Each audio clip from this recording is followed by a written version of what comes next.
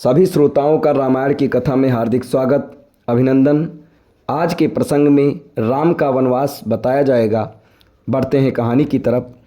राम ने अपने पिता दशरथ एवं माता कैकेयी के चरण स्पर्श किए। राम को देखकर महाराज ने एक दीर्घ श्वास और केवल हे राम कहा।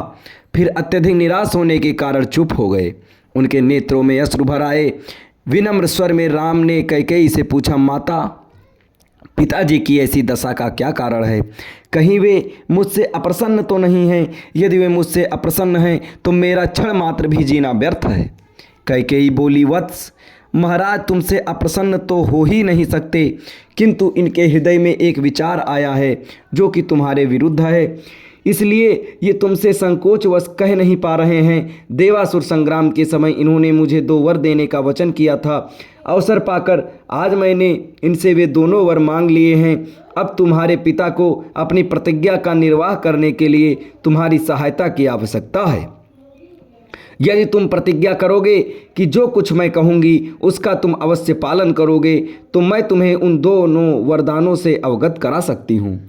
राम बोले, हे माता, पिता की आज्ञा से मैं अपने प्राणों की भी आहुति दे सकता हूँ। मैं आपके चरणों की सौगंध खाकर कह प्रतिज्ञा करता हूँ कि आपके वचनों का अवश्य पालन करूँगा। राम की प्रतिज्ञा से संतुष्ट होकर कैकेयी ने कहा, वत्स, मैंने पहले वर्ष से भारत के लिए अयोध्या का राज्य और दूसरे से तुम्हारे लिए 14 वर्ष का वनवास मांगा है।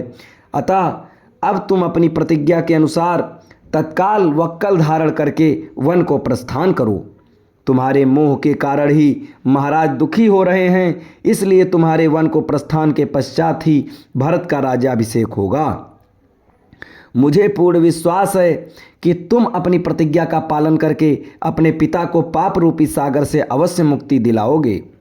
राम ने दुख और शोक से रहित होकर कैकेयी के वचनों को सुना और मधुर मुस्कान के साथ बोले, माता, बस इस छोटी सी बात के लिए ही आप और पिताजी इतने परेशान हैं। मैं तत्काल वन को चला जाता हूँ, यह मेरी सत्य प्रतिज्ञा है। महाराज दशरथ राम और कैकेयी के इस संवाद को सुन रहे थे। इसे सुनकर वे एक बार फिर मूर्छित हो गए। राम ने मूर्छित पिता और कैकेयी के चरणों में मस्तक नवाया और चुपचाप उस प्रकोष्ठ से बाहर चले गए। अब इसके आगे की कथा आपको अगले वीडियो में बताई जाएगी। तब तक हमारे साथ बने रहें। धन्यवाद।